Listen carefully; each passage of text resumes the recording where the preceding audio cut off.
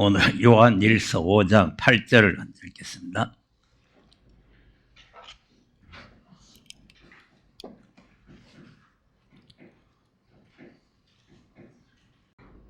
다 같이 읽습니다. 시작. 증거하는 이가 셋이니 성령과 물과 피라. 또한 이 셋이 합하여 하나이니라. 아멘. 지난주에 부산에서 세미나를 하는데 누가 그 댓글이 올라왔다 그래요. 그 부산 세미나 댓글이 올라왔는데 요 구절을 좀 설명을 해달라 이제 이렇게 했다고 그래요. 그래서 지금 왜 이런 댓글이 올라왔는가? 지난 부산 세미나에서 삼위일체에 대해서 설명을 좀 했거든요. 말을 좀 했어요. 그리고 이제 내가 방송에 또 이제 삼위일체 누구 알려달라고 해서 내가 마태복음 3장을 가지고 했다 하고 이제 이렇게 이제 설명을 했는데 아마 그걸 듣고 지금 자기가 아는 삼위일체하고 내가 말하는 삼위일체가 다른 것 같은 거예요. 그 대다수 이 8절을 삼위일체로 보거든요. 삼위일체로. 자, 피와, 자, 뭡니까? 성령과 물과 피. 그러니까 이제, 대다수 이제 이걸 어떻게 설명하느냐면, 물은 하나님 아버지, 피는 예수님, 증거하시는 성령은 성령. 그리고 합해서 하나라 그랬으니까, 이게 이제 삼위일체다. 이렇게 하는 거예요. 그래서 우리가 이제 여기에 와서 이제 계시록을 공부를 하고 이제 해야 되는데 왜 계시록 공부한다더니 뭐 요한 1서를 하느냐 이렇게 생각하기가 쉽지만은 계시록을 알려면은 예수님이 누구신가를 분명히 알아야 돼요. 왜 그러냐 하면은 계시록 1장 1절이 예수 그리스도의 계시 아닙니까? 그러니까 예수가 누군지도 모르는데 어떻게 계시록을 합니까? 그러니까 계시록 강의한다고 해서 계시록 아는 사람이 아니고 하나님 아버지와 예수 그리스도와 성령을 분명하게 알아야 이 계시록이 해석이 되는 거예요. 왜냐하면 또 계시록에도 성령이 교회들에게 하신 말씀 아닙니까? 또 예수 그리스도의 계시 아닙니까? 또 하나님이 그에게 주셨다는 거 아닙니까? 그리고 또 무슨 요한일서 아니고 히브리서 1장 2절에 보면은 모든 날 마지막에 아버지께서 아들에게 말씀했다고 그랬잖아요. 그러니까 이제 아들이 없다, 아버지도 없다. 이렇게 믿는 사람들에게는 계시록 해석을 할 수가 없고 해봐야 알아듣지도 못하고 그렇게 믿는 사람이 계시록 해석을 하면은 딴소리 하는 거예요. 그래서 황금 보석으로 꾸민 그 세루살렘 성을 불태운다고 있다고 소리들은 하고 엉뚱소리 하잖아요. 그러니까 이제 그 하나님 자신 예수님 성령님을 모르면은 안 되는 거죠. 그러니까 이걸 이제 잘못 알고 있는 게 잘못 알고 있어요. 그래서 창세기부터 계시록까지가 예수 그리스도를 말하는 거예요. 하나님의 아들. 이 창세기부터 계시록은 다 하나님의 말씀인데 그 하나님께서 뭐를 증거하고 계시느냐 하면은 아들을 증거한다. 한번 보세요. 요한복음 5장 39절. 시작. 너희가 성경에서 영생을 얻는 줄 생각하고 성경을 상고하거니와 이 성경이 곧 내게 대하여 증거하는 것이로다. 네. 내가 누구요? 예수죠. 그러면 유대인들도 마찬가지. 유대인들도 이제 그때는 신약이 안 나왔으니까 창세기부터 말라기까지를 이제 상고를 하는데 그 내용이 뭔지를 모르고 읽고 듣고 하는 거죠. 그러니까 지난주인가 그전주에 말씀드렸죠. 왜 예수를 십자가에 못 박느냐? 성경을 외우다시피 하지만 그 성경이 뭘 말하고 있는지 모르니까 그러니까 예수를 십자가 못 박아주게 되는 거죠. 그 오늘날 목회자들이나 신학자들이 마찬가지요. 지금 이제 신약서 계시록까지 나왔는데 더 많이 나왔죠. 그 창세기부터 계시록까지가 뭘 말하고 있는지를 이 자체를 모르게 되면은 그 딴소리 하게 되는 거죠. 그런데 초림은 십자가에 못 박아도 용서가 되는데 재림은 못 박아버리면 안 된다는 거 지난주에 말씀드렸잖아요. 다시 못 박으면은 회개할 수가 없다 이거요. 회개할 수 없다. 그러니까 이게 이제 무서운 말씀이죠. 그런데 왜 이런 말씀을 두려워하지 않느냐 하면은 또 기가 막히는 것은 한 번 구원, 영원 구원이기 때문에 그거는 괜히 우리 보고 각성하라고 한 거지 그렇게 되는 게 아니다. 하나님 말씀 자체를 완전히 무시해버리는 거예요. 하나님 말씀 자체를 안 믿는 거예요. 아무것도 모르는 것들이 신학자들이 말한 걸 듣고는 그렇게 믿고 있는 거죠. 한 번 구원 받았으니까 그 취소가 안 되고 영원 구원이 이루어졌기 때문에 그건 형벌이라는 게 뭐 이런 거라든지 이런 건 없다 이렇게 생각하는 거예요. 그러니까 우리가 이 요한 1서 하나를 잘 알아야 돼요. 또 요한 1서 1장 1절에서부터 잘 알아야 되지만 이 5장 자체를 요한 1서 5장 자체를 잘 알아야 된다 이거죠. 5장 자체를. 자, 그러면 5장 1절을 한번 보겠습니다. 이제 8절을 설명하려고 하면 1절부터 해야 돼요. 그 왜냐하면 성경은 내가 그랬잖아요. 한 절 가지고 요렇게도 하고 요렇게도 해석할 수 있기 때문에 그 한 절을 가지고 이렇쿵 저렇쿵 이렇게 설명하면 안 된다 이 말이에요. 그러니까 이제 8절을 가지고 뭐 삼위일체라고도 할 수도 있고 뭐 할 수 있잖아요. 셋이 합하여 하나라니까. 물과 피와 성령이 합해가지고 하나니까 삼일체라고 이렇게 해도 그런갑다 이렇게 되잖아요. 그러니까 그 한 절을 가지고 설명을 하면은 이렇게도 하고 저렇게도 하고 해서 이제 이 해석이 엉망진창이 되는 거예요. 그러니까 이제 이 8절을 알려면은 1절부터 알아야 되는 거예요. 1절. 시작. 예수께서 그리스도임을 믿는 자마다 하나님께로서 난 자니 또한 내신 이를 사랑하는 자마다 그에게 난 자를 사랑하느니라. 네. 아멘. 자, 어떻게 믿어요? 예수께서 그리스도이심을 믿는 자. 그 오늘 지금 현재 교회는 또 예수를 그리스도로 안 믿잖아요. 그러니까 이런 사람들에게는 뭐 계시록이 해당이 될 이유가 없어요. 예수가 그리스도인지도 모르는데 어떻게 계시록이 해당이 됩니까? 예수 그리스도의 계시인데. 예수께서 그리스도이심을 믿는 자마다 하나님께로서 난 자다. 거듭난 자다. 하나님의 자녀가 된 자다. 그 말 아닙니까? 그러니까 이제 예수가 그리스도라고 안 믿는 사람들은 거듭나지도 않고 중생도 못하고 불신자고 이방 사람이에요. 강파는 목사인데 속은 이방 사람. 안 믿는데 뭐 그리스도를 안 믿는데. 자, 우리는 여기서 여러 번 들어서 이제 알지만 처음 듣는 분들을 위해서 또 한번 봅시다. 그러면 사도행전 2장 36절 한번 보세요. 예수가 누구신가를 우리 잘 알아야 돼요. 시작. 그런즉 이스라엘 온 집이 정령 알지니 너희가 십자가에 못 박은 이 예수를 하나님이 주와 그리스도가 되게 하셨느니라 하니라. 자, 아멘. 예수를 너희들이 십자가에 못 박아 죽인 예수를 하나님이 주와 그리스도가 되게 했다는 거예요. 그리고 예수가 그리스도인지 모르면은 이 자체를 모르는 거예요. 그러니까 이제 초대교회는 아침부터 저녁까지 매일같이 전도를 하는데 예수를 전도하는 거 아닙니까? 예수. 그 우리는 지금 예수 믿으세요. 예수 믿으면 죄사함 받고 구원 받습니다. 예수 믿으면 복 받습니다. 뭐 이렇게 예수 하는데 초대교회는 예수 그리스도를 증거한 거예요.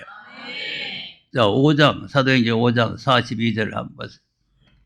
이제 저희가 날마다 성전에 있든지 집에 있든지 예수는 그리스도라 가르치기와 전도하기를 쉬지 아니하니라. 자, 보세요. 날마다 성전에 있든지 집에 있든지 예수는 그리스도라. 예수가 그리스도고 그리스도가 예수다 이 말이 아니고 예수가 누구시냐? 그리스도다 그 말이에요. 그러니까 지금 예수도 모르고 그리스도도 모르는 거 아니에요? 초대교회는 이렇게 증거했는데 지금은 이렇게 신학자들이 증거를 안 하니까 그 신학교 갔다 온 목사들이 이 예수를 모르잖아요. 신학자들이 모르니까 모르는 거죠. 자, 바울은 또 예수 믿은 사람 핍박하다가 다메섹에서 예수님 만난 뒤에 바로 증거를 했는데 예수는 그리스도라고 증거합니다. 자, 9장 22절 보세요. 시작. 사울은 힘을 더 얻어 예수를 그리스도라 증명하여 다메섹에 사는 유대인들을 굴복시키니라. 자, 아멘. 힘을 얻어가지고 예수를 그리스도라고 증거를 했다. 그 전까지는 내 핍박하고 대적하다가 그러니까 하나님의 성령으로 거듭나서 바로 된 사람은 예수가 누구신지부터를 바로 알아야 돼요. 예수가 누구신지도 모르는데 무슨 계시로 압니까? 17장 3절도 한번 보겠습니다. 자, 이제 성경의 뜻을 풀어가지고 이제 설명을 하는데, 시작. 뜻을 풀어 그리스도가 해를 받고 죽은 자 가운데서 다시 살아야 할 것을 증명하고 이르되 내가 너희에게 전하는 이 예수가 곧 그리스도라 하니. 네. 아멘. 내가 너희들에게 전하는 이 예수가 바로 그리스도다. 예수가 그리스도 예수 이게 아니고 내가 너희들에게 전하는 예수가 바로 그리스도시다. 이렇게 증거를 하는 거죠. 18장 5절도 봤습니다. 시작. 실라와 디모데가 마게도냐로서 내려오매 바울이 하나님의 말씀에 붙잡혀 유대인들에게 예수는 그리스도라 밝히 증거하니. 자, 아멘. 유대인들 앞에서 예수는 그리스도라고 밝히 증거했죠. 그러니까 초대교회는 예수가 누구신지를 분명하게 증거를 했기 때문에 성령도 임하고 능력도 임하고 이렇게 됐는데 지금은 예수가 누군지를 잘 모르고 그냥 예수하고 예수. 그리스도는 행방불명 돼버렸어. 그리스도는. 자, 그러니까 오늘 이제 1절이 예수께서 그리스도이심을 믿는 자가 하나님께서 난 자다. 그럼 하나님께서 안 낳았으면 불신자다. 그 말이에요. 우리는 하나님의 자녀가 된 거는 하나님께로서 낳기 때문에 하나님 자녀가 아닙니다. 그럼 하나님께서 안 낳았으면 불신자죠. 불신자. 이 불신자가 목사가 돼가지고 여러 번 그러냐. 이 전부 다 엉터리예요. 자, 그러니까 우리가 1절을 바르게 잘 알아야 된다. 바르게 알아야 된다. 그러니까 이제 우리가 예수께서 그리스도이심을 바르게 믿어야 된다 하는 거죠. 자, 또 요한 1서 2장을 한번 보겠습니다. 22절 시작. 거짓말하는 자가 누구뇨? 예수께서 그리스도임을 부인하는 자가 아니뇨? 아버지와 아들을 부인하는 그가 즉 그리스도니. 자, 네. 거짓말하는 자가 누구냐? 거짓 선자가 누구냐? 거짓 목사가 누구냐? 예수께서 그리스도의 힘을 부인하는 거예요. 예수께서 부인하면은 이것이 거짓 선지가 되는 거고, 또 예수께서 그리스도의 힘을 부인하게 되면은 뭘 부인하게 되냐면은 아버지와 아들을 부인하게 돼요. 왜냐하면은 하나님 아버지께서 예수님을 죽은 자 가운데서 부활시킴으로써 아들이 되기도 하고 그리스도가 되게 해야 돼요. 이 두 직분이 다 동시에 이루어진 거죠. 그러니까 이제 그리스도를 부인하는 것은 부활을 부인하는 거고, 부활을 부인하게 되면은 아들을 부인하는 거고, 그 부인하게 되니까 결국은 거짓 선지가 될 뿐만 아니라 적 그리스도, 대적이 된단 말이에요. 대적. 하나님 대적. 그래서 아들을 부인하는 자에게는 또한 아버지가 없으되 아들을 시인하는 자에게는 아버지도 있느니라. 자, 아멘. 그럼 삼위일체를 믿으면 아들 부인하게 되죠? 아니, 지금 우리 교회 내 후임자 왔는 목사가 그랬다니까. 아들이 어디 있느냐고. 아들이 있으면 엄마가 있어야 되지 않냐고. 내 앉혀놓고는 큰 소리 뻥뻥 치더라고. 왜 그러냐면은 이 말씀을 알아들어야 내가 위임을 시켜주려고 위임을 안 시켰거든, 1년 동안. 그리고 나중에 환딱지기 나니까 그냥 내 앉혀놓고 그냥 욕직을 해야 되는 거야. 아들 없다는 거야. 아들이 있으면 엄마가 있어야 된다. 자, 그러니까 우리가 이 하나님의 아들을 시인을 해야 되는데, 하나님 아들을 부인하는 자에게는 아버지가 없죠. 아들이 없는데 아버지가 어디 있겠어요? 예. 그러니까 이제 하나님을 자꾸 아버지라고 부르면서도 이게 뭔지를 잘 모르는 거죠. 그러니까 아버지와 아들을 부인하게 되면은 적그리스도가 되고 거짓 선지가 된단 말이에요. 그리고 아들을 시인하지 않으면은 아버지도 없다는 불신자입니다. 불신자. 이 말씀 우리가 잘 알아들어야 돼요. 자, 요한일서 4장 14절 15절도 한번. 시작. 아버지가 아들을 세상의 구주로 보내신 것을 우리가 보았고 또 증거하노니 누구든지 예수를 하나님의 아들이라 시인하면 하나님이 저 안에 거하시고 저도 하나님 안에 거하느니라. 네. 보세요. 하나님의 아들을 세상에 보냈다. 그는 누구든지 예수를 하나님의 아들이라고 시인을 해야 하나님께서 그 안에 거하시겠다는 거 아니에요. 그리고 이 1절이 상당히 중요합니다. 예, 1절이 예수가 그리스도라고 시인을 해야 하나님께로 났다. 이 말씀 우리가 잘 알아들어야 된단 말이에요. 예, 그러니까 이제 이 요한 1서 4장에서 또 우리에게 주는 교훈이 뭐냐면 그 앞에서 보면은 4장 8절에서 한번 보세요.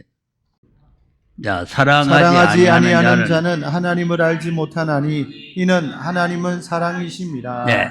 그 이제 사랑의 하나님을 모르면 하나님을 모르는 자라는 거예요. 하나님 모르는 자. 하나님 모르면 불신자예요. 하나님 모르는 불신자. 그 이제 하나님의 무슨 사랑이냐? 그다.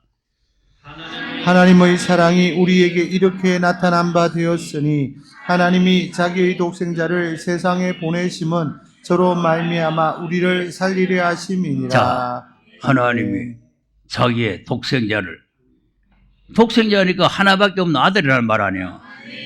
외동아들. 아니, 찬송에도 외아들을 보내셨다고 찬송이 있잖아요. 그러니까 하나님께서는 독생자 외아들을 세상에 보내신 그 사랑을 우리가 알아야 된다는 거 아닙니까? 그럼 그 독생자를 왜 보냈느냐 하니까 우리를 살리려 하심이라. 그럼 에베소서 2장을 보면은 죄 허물로 죽었던 우리를 살리러 오신 거 아닙니까? 그러니까 하나님께서는 예수님을 죽게 해가지고 예수님을 살리면서 우리도 같이 살렸다는 거 아닙니까? 에베소 2장은 다 아니까 내가 읽지 않고 그냥 말씀드리는 거예요. 예, 이 살리러 보냈다. 그다음 사랑은 여기 있으니 우리가 하나님을 사랑한 것이 아니요 오직 하나님이 우리를 사랑하사 우리 죄를 위하여 화목제로 그 아들을 보내셨음이니라. 저 화목 제물로 아들을 보냈다. 자, 그래서 왜 여기를 읽었느냐 하면은 2절, 3절이 하나님이 사랑을 말하는 거예요. 자, 요한일서 5장 2절입니다. 자, 1절은 이제 우리가 설명은 내가 드렸고, 이제 2절, 3절. 이제 우리가 하나님을 사랑하고 그의 계명들을 지킬 때에 이로써 우리가 하나님의 자녀 사랑하는 줄을 아느니라. 하나님을 사랑하는 것은 이것이니 우리가 그의 계명들을 지키는 것이라. 그의 계명들은 무거운 것이 아니로다. 자, 아멘. 그러니까 이제 1절을 바로 알게 되면은 하나님께서 우리를 살리려고 자기 아들을 세상에 보내셨구나. 그 하나님을 사랑하게 되고 하나님을 사랑하게 되면은 그의 계명을 지키게 된다는 거예요. 그러니까 예수를 바로 알면 하나님의 사랑을 알게 되는 거죠. 아니, 하나밖에 없는 외동아들을 죄인을 위해서 날 살리려고 십자가에 죽기까지 보내주셨으니까 하나님의 사랑이 얼마나 큽니까? 예? 찬송가도 그 크신 하나님의 사랑 찬송이 있잖아요. 의인을 위해서도 대신 죽을 자가 없는데 죄인을 위해서 대신을 죽는데 그것도 다른 사람이 죽는 게 아니라 하나님의 자기 아들을 죽이겠단 말이에요. 제물로 우리에게 주셨다. 그러니까 우리가 그 하나님의 사랑을 알고 하나님을 우리가 사랑해야 된다는 거죠. 그러니까 예수 그리스도를 바로 알면 하나님의 사랑을 바로 알게 되는 거죠. 예. 그럼 이제 하나님의 계명을 지켜야 되는데 그 계명이 뭐 율법 지키라는 말이 아니고 사랑의 계명이라. 세 계명. 이 세 계명이 마음을 다하고 성분을 다하고 힘을 다하고 목숨 다해서 하나님을 사랑하고 이웃을 내 몸과 사랑하라 그거 아닙니까? 예. 그러니까 그 사랑을 가진 사람이라야 또 이 아들로 하신 말씀을 우리가 또 지킬 수가 있는 거죠. 이 계명을 지킨다는 계명이 무거운 것이 아니라 그랬잖아요. 그러니까 이제 이 사랑을 가져야 또 예수 그리스도를 사랑하게 되고 그 계명을 우리가 또 지키게 되는 거죠. 자, 요한복음 14장 15절을 한번 보세요. 시작. 너희가 나를 사랑하면 나의 계명을 지키리라. 자, 사랑하면 내 계명 지킨다고 그랬죠? 그러니까 사랑하지 않으면 계명 못 지키는 거예요. 자, 21절. 나의 계명을 가지고 지키는 자라야 나를 사랑하는 자니 나를 사랑하는 자는 내 아버지께 사랑을 받을 것이요 나도 그를 사랑하여 그에게 나를 나타내리라. 아멘. 계명 지키는 자의 나를 사랑하느냐. 그럼 하나님 아버지께서도 그를 사랑한다. 그 우리가 그에게 와서 나타내겠다. 그러니까 이제 계명하니까 자꾸 율법적인 사상이 들어가니까 23절에는 내 말이라고 설명을 하는 거예요. 23절. 시작. 예수께서 대답하여 가라사대 사람이 나를 사랑하면 내 말을 지키리니 내 아버지께서 저를 사랑하실 것이요 우리가 저에게 와서 거처를 저와 함께 하리라. 자, 아멘. 그 내 말이죠. 예수께서 말씀하시면서 내 말이라 그랬으니까 예수님 말씀 아닙니까? 그럼 예수님의 무슨 말씀을 지키는 겁니까? 예수님이 뭐 가라사대 뭐 그런 거 지키는 거예요? 무슨 말이냐? 그다음 나를 사랑하지 아니하는 자는 내 말을 지키지 아니하나니 너희의 듣는 말은 내 말이 아니요 나를 보내신 아버지의 말씀이니라. 네. 아멘. 그 내 말을 지키는데 이거는 내 말이 아니고 이건 내 말이 아니고 나를 보내신 아버지의 말씀이다. 자, 내 말 하다가 내 말 아니다. 그러면 이제 이 말씀만 봐도 아버지와 아들이 있는 게 분명하잖아요. 그러니까 아버지께서 아들에게 말씀을 해 주셨다는 거 아닙니까? 그러니까 이제 아들이 아버지의 말씀 들어가지고 우리에게 이제 알려준다는 거 아니겠어요? 네. 그러면 이제 이 말씀을 우리가 제대로 잘 알아야 되는데 이게 이제 무슨 말이냐 하면은 계시록이 바로 이 말씀 아니에요. 예수 그리스도의 계시인데 예수님이 직접 한 계시가 아니고 하나님이 그에게 주신 계시라는 거죠. 하나님 그에게 주셨다.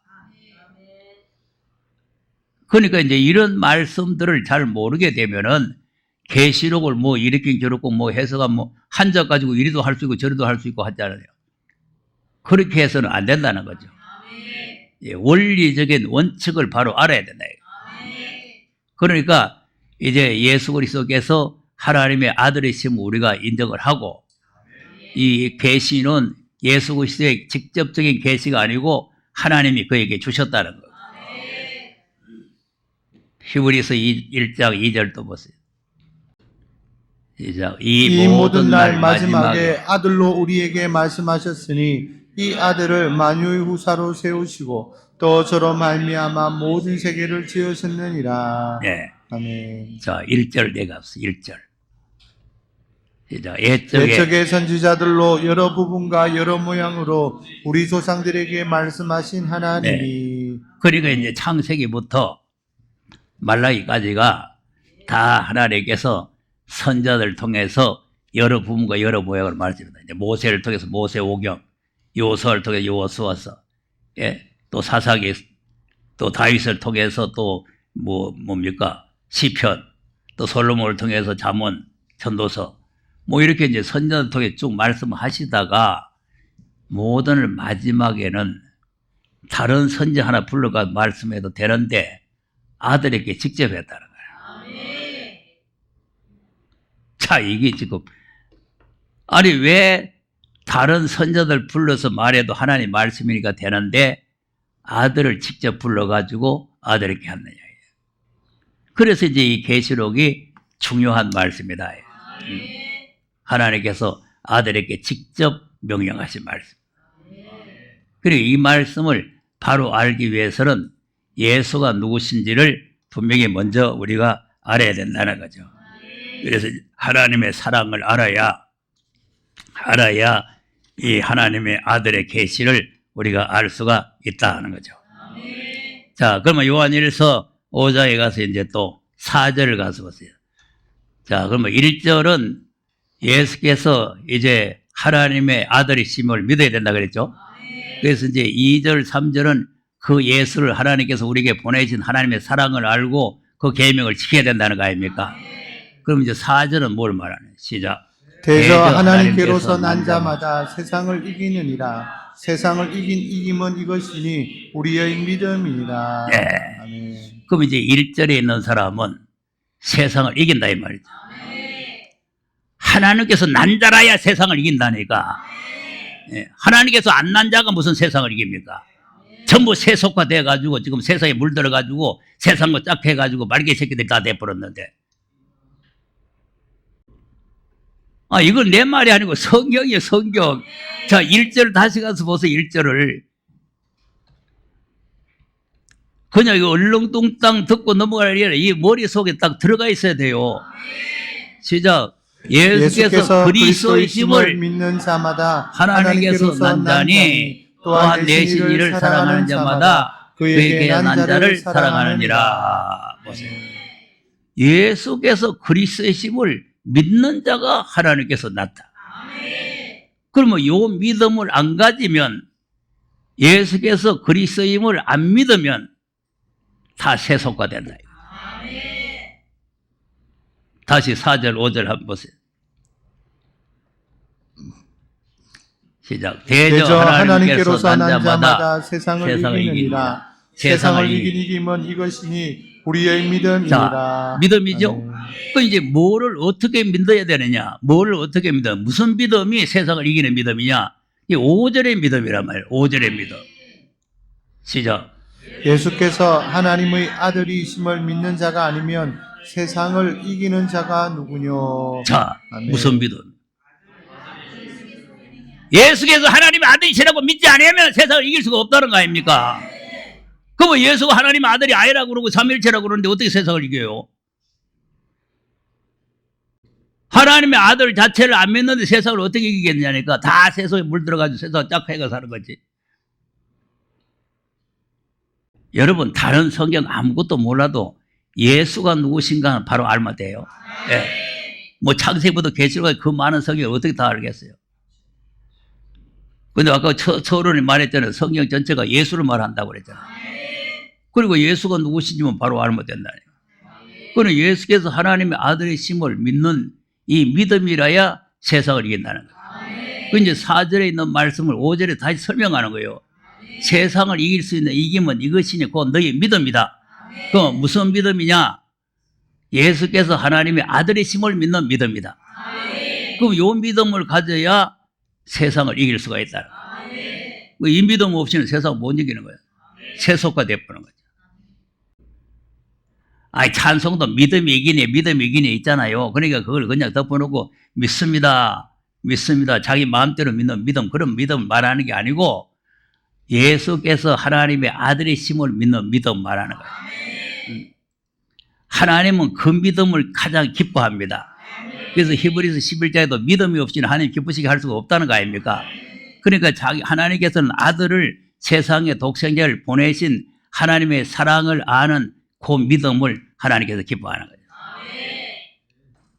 하나님께서 자기 아들을 갖다가 희생의 제물로 세상에 보낸데 그걸 아무도 안 알아주면은 기분 나쁘잖아요. 그러니까 하나님께서 독생자를 보내신 그 사랑을 우리가 알아야 된단 말이에요. 그러니까 이제 하나님께서 기뻐하시는 거는 그 아들을 세상에 보내신 것을 믿는 믿음을 하나님께서 기뻐한다. 예. 그래서 하나님이 아들을 믿는 그 믿음이라야 세상을 이길 수가 있다. 예. 뭐 어렵게 생각할 거 없어요. 여기 오면은 성경 그대로 성경 읽어주는 거니까 읽으면서 스스로가 이해하면 되는 거예요. 뭐 내가 무슨 연구해가지고 무슨 유학 갔다가 공부해가고 온 것도 아니고 그냥 성경 읽어주는 거요. 그래도 못 알아들으면 저쪽 동네로 가야 되는 거예요. 여기 왔다가 못 알아듣는 사람은 다 가잖아요. 왜냐하면 못 알아듣게. 이 못 알아들을 게 아무것도 없는데 성경 그냥 1절 읽고 2절 읽고 이렇게 성경대로 설명하는데 왜 못 알아듣습니까? 이건 하나님께서 난 자가 아니기 때문에. 불신자가 안 되시니까 못 알아듣는 거예요. 하나님께서 났으면은 귀가 번쩍 열리는 거예요. 아이고, 이거 몰랐는데 이런 게 있구나. 귀가 번쩍 열려야 되는데, 무슨 소리인지 못 알아듣겠는데, 이렇게 갔다가 또 저 갔다가 어디 찾아라 갔다가 또 어디 찾아라 못 알아듣겠는데, 아이고, 머리 아프다. 다음부터 안 간다. 머리 되게 아픕니다. 알아들으면은 머리가 시원해지고, 못 알아들으면은 머리가 깨집니다. 머리 깨져요. 근데 머리 깨진데 뭐라고 와가 앉아있겠어요? 머리가 열려가지고 시원해야 되는 거죠. 그러니까 열립니까? 네, 열리면 시원해지는 거죠. 자, 그러면 하나님께서 그 아들을 세상에 어떻게 보내셨느냐? 그걸 6절에 설명하는 거예요. 6절. 이는 물과 피로 임하신 자니 곧 예수 그리스도시라. 물로만 아니요 물과 피로 임하셨고. 네. 아멘. 자, 하나님께서 아들을 어떻게 보내니까 물과 피로 보내셨다. 자, 요한복음 1장 14절에는 말씀이 육신에서 오셨다. 말씀이 육신에서. 그런데 여기서는 물과 피로 임하신 자다.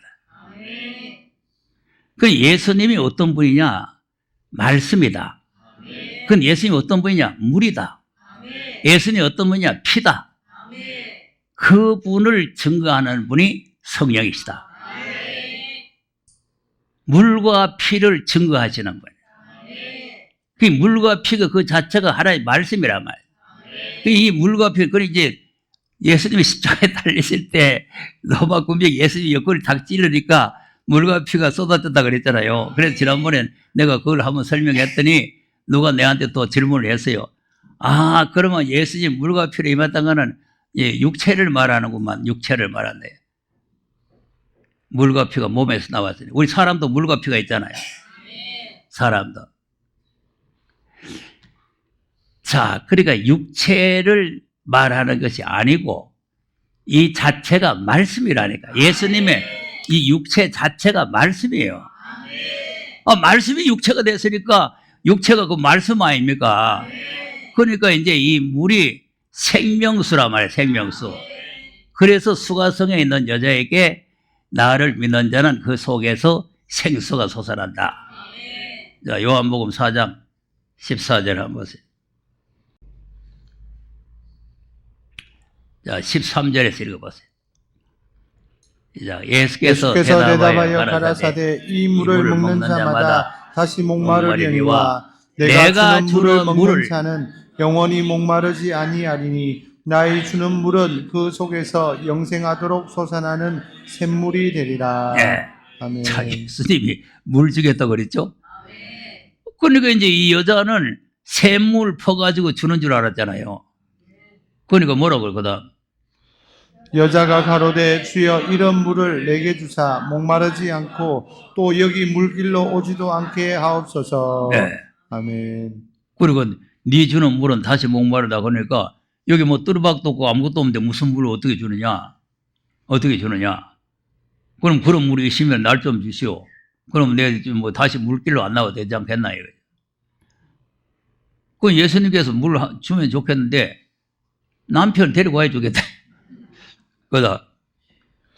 가라사대 가서 내 남편을 불러오라. 네.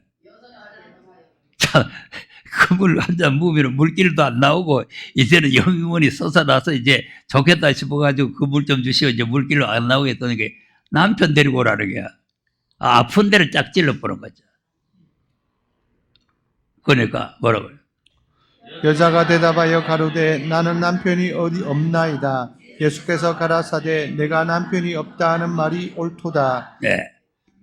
그러니까 이제 이게 무슨 말이냐면은 회개를 말하는 거죠. 회개. 그 이 물을 마시려면은 죄를 회개하고 마셔라. 그러니까 죄를 숨겨놓고는 이 물을 마셔봐야 소용이 없다. 그러니까 지금 이 가짜 남편을 숨겨놨잖아요. 자, 이런 이 거짓말, 이 죄악이 있으면요, 죄악이 있으면은 이 생명수를 마실 수가 없어요. 예, 그러니까 죄를 고백을 하고 죄를 버려야 되는 거죠. 자, 그러니까 예수님이 물로 임하신 거 맞죠? 그럼 요한복음 찾아나시니까 6장 35절부터 한번 보세요. 예수께서 가라사대 내가 곧 생명의 떡이니 내게 오는 자는 결코 줄이지 아니할 터이요 나를 믿는 자는 영원히 목마르지 아니하리라. 자, 그리고 아멘. 주님 믿으면은 목마르지 않는다. 생수가 돼서 솟아난다. 7장 37절 한번 보세요. 명절 끝날 곧 끝날에 끝날에 예수께서 서서 외쳐 가라사대 누구든지 목마르거든 내게 와서 마시라. 아멘. 예수님이 누구든지 목마르거든 내게 와서 마시라는 거예요. 예. 그러니까 이제 그 뒤에 설명을 보면 이제 성령을 말씀했다 그러는데, 그러니까 역시 이제 성령도 예수를 통해서 우리에게 임하시는 거예요. 예. 그러니까 이제 예수님이 물로 오셨다는 것은 영적인 의미를 가지고 있다는 말이에요. 영적인. 그러니까 말씀이 바로 물인데 이 물로 임하셨다. 예. 그런데 이제 오늘 중요한 내용은 뭐냐면은 물로만 오신 것이 아니고 피로 오셨다는 거 아닙니까? 다시 본문으로 들어가 보세요. 6절. 요한일서 5장 6절. 이는 물과 피로 임하신 자니 곧 예수 그리스도시라. 그리스도시라. 물로만 아니요 물과 피로 임하셨고. 예. 아멘. 그러니까 이제 물만 아니고 물과 피로 해놓고는 물만 아니고 다시 이제 강조를 하는 거죠. 물과 피로 임하셨다. 예. 그리고 이제 이 물과 피로 임하셨다는 것을 7절에는 성령이 증거를 하신다는 거 아니에요. 7절. 증거하는 이는 성령이시니 성령은 진리니라. 네. 아멘. 요 이제 6절과 7절을 종합해서 말씀하시는 게 8절이란 말이에요. 예.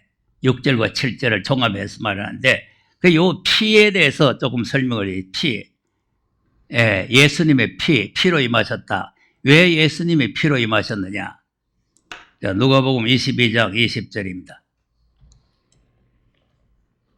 시작. 저녁 먹은 후에 잔도 이와 같이 하여 가라사대 이 잔은 내 피로 세우는 새 언약이니 곧 너희를 위하여 붓는 것이라. 네. 아멘. 자, 피는 피로 세우는 새 언약이죠.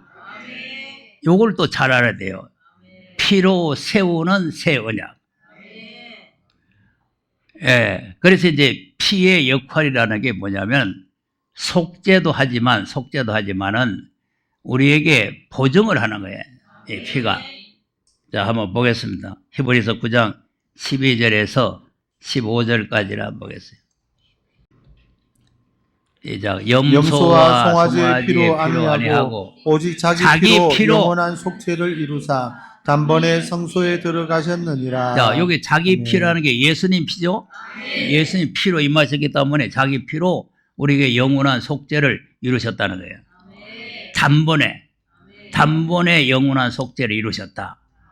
그다음 염소와 황소의 피와 및 암송아지의 죄로 부정한 자에게 뿌려 그 육체를 정결케 하여 거룩케 하거든. 하물며 영원하신 성령으로 말미암아 흠없는 자기를 하나님께 드린 그리스도의 피가 어찌 너희 양심으로 죽은 행실에서 깨끗하게 하고 살아계신 하나님을 섬기게 못하겠느뇨. 자, 아멘. 그럼 이제 예수님의 피는 죄가 없는 피죠.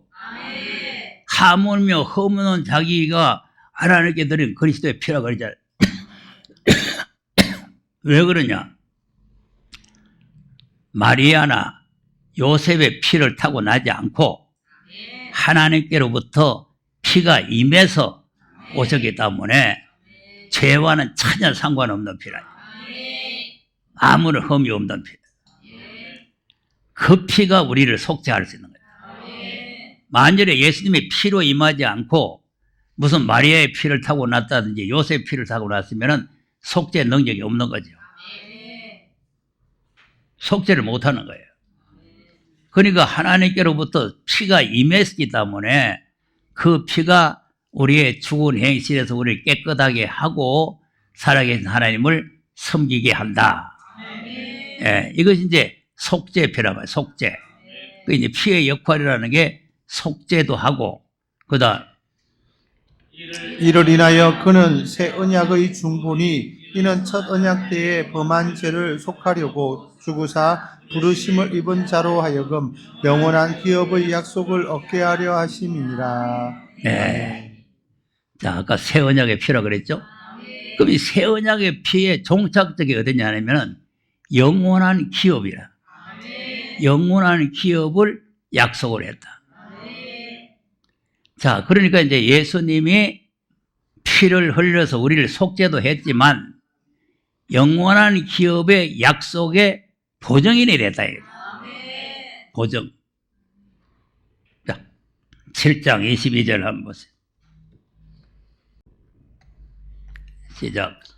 이와 같이 예수는 더 좋은 언약의 보증이 되셨느니라. 더 좋은 언약이라는 게 첫 언약 아니고 새 언약이란 말이에요. 새 언약을 더 좋은 언약의 보증이 되셨다. 그러니까 이제 속죄로 끝나는 피가 아니고 또 영원한 기업을 보증을 하는, 기업을 약속한 보증의 피라 이 말이에요.